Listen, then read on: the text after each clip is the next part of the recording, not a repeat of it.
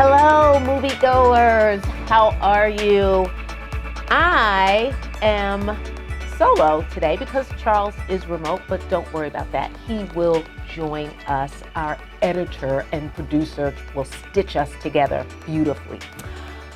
It's Super Bowl weekend, and with that in mind, at our house, we have Super Bowl rituals.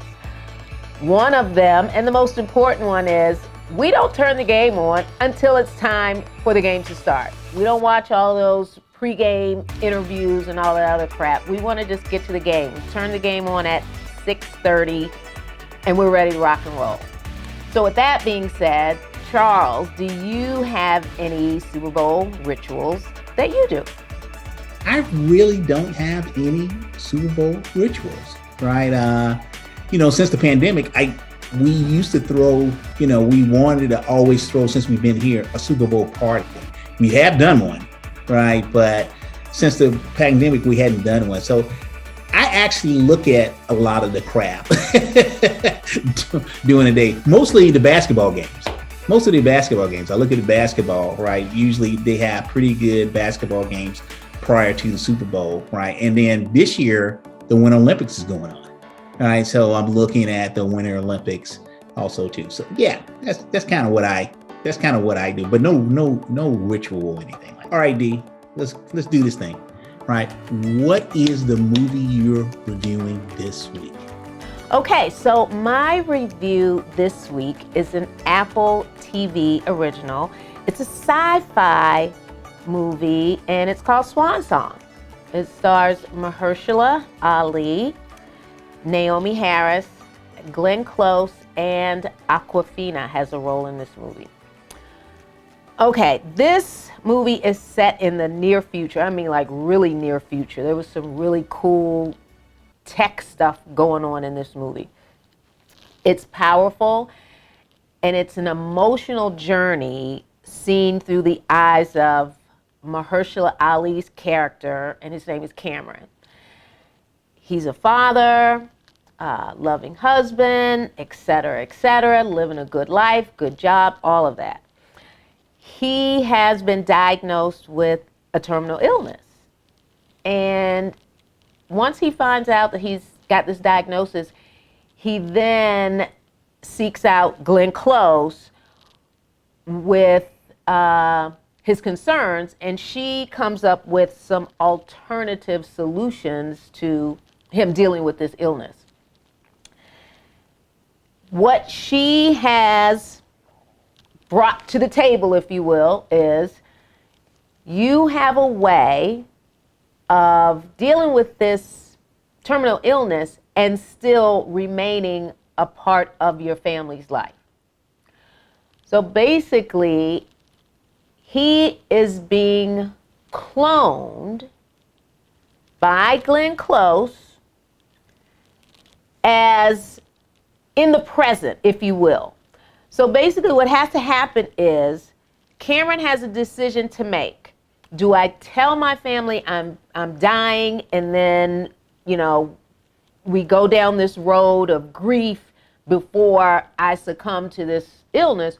Or do I allow myself to be fully cloned, insert that clone into my family's life without them knowing, and I continue my life at this alternative clinic with Glenn Close, and then I finally meet my fate? And he struggles back and forth with this. At first, he's like, no way, this is ridiculous. This is crazy. This can't possibly work without something going wrong. So throughout the movie, it's, he goes back and forth, and in doing so, he learns, or not learns, but he really understands what life is all about and what his presence means to his family and what their presence means in his life. And it's sad that a decision like that has to be made, but think about it. In the future, could something like this really be possible? And if so, would you even want something like that? So this was a very interesting movie, and I love Mahershala Ali, so I stuck with it the whole time, and I really enjoyed it. So if you like sci-fi and you're into really advanced technology and things like that, I recommend you check out Swan Song, Apple TV Plus. Charles, what do you have for us today? What's your recommendation? All right, D. Swan Song, huh? So my movie that I'm going to review is Spencer, starring Kristen Stewart. I mean, there's a lot of other people starring in this movie, but she really was kind of the focus of the whole movie.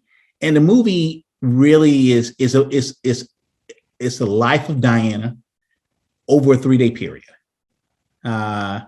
It starts out on Christmas Eve, and she's doing something that most royals do not do. And that's she's driving herself around without a security detail. Right. And she is on her way to the Queen's estate. And I think I'm pronouncing this right, Sandringham. Right. And that's where she's going. She's pretty stressed out. And every day seemed like it just got worse. Right. I mean, you can tell that the girl was near her nervous breakdown. It started off with they're going to church on Christmas, and she meets Camilla. Camilla's there at the church, right? Which is total crap, right? And her and Charles have been playing around on her almost the whole marriage, right? And it goes into how the family was treating her. And about this time in their marriage, she wasn't very well liked by the royal family whatsoever. And then it ends up with a heated debate between her and Charles. And they are talking about the kids and how much he doesn't care for her anymore. So she is just all fed up with royal life, right? She just fed up with being in a loveless marriage.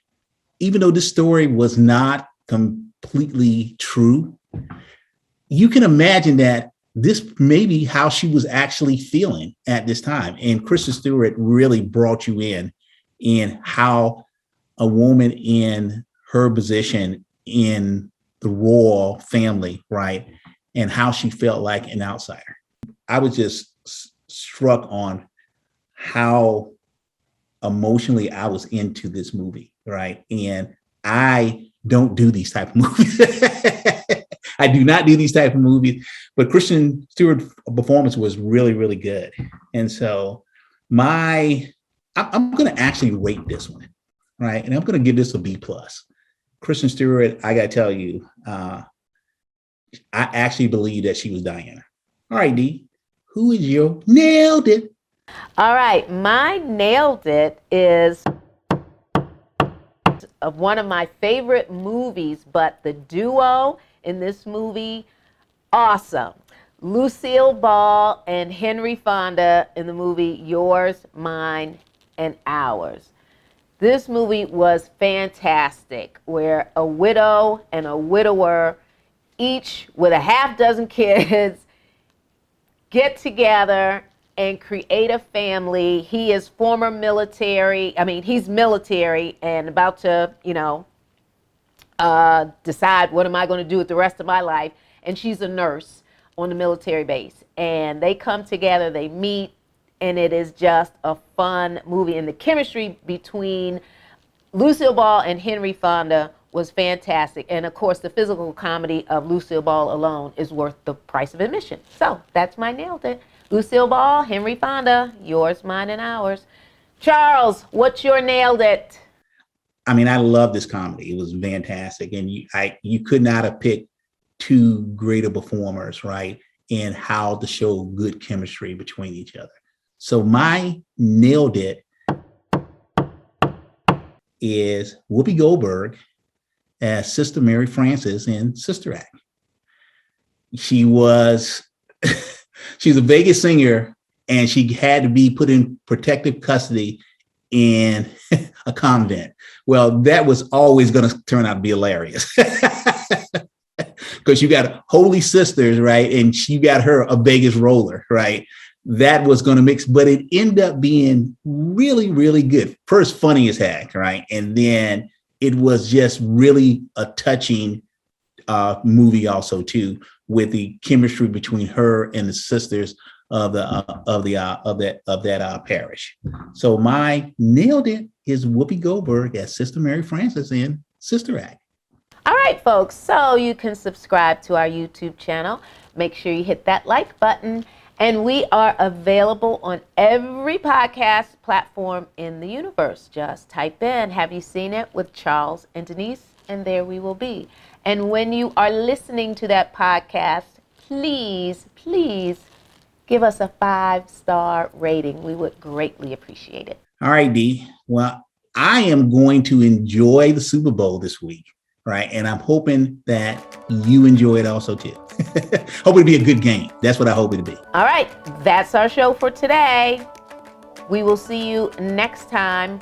And have you seen it? Have a good evening. Enjoy the Super Bowl. Bye-bye.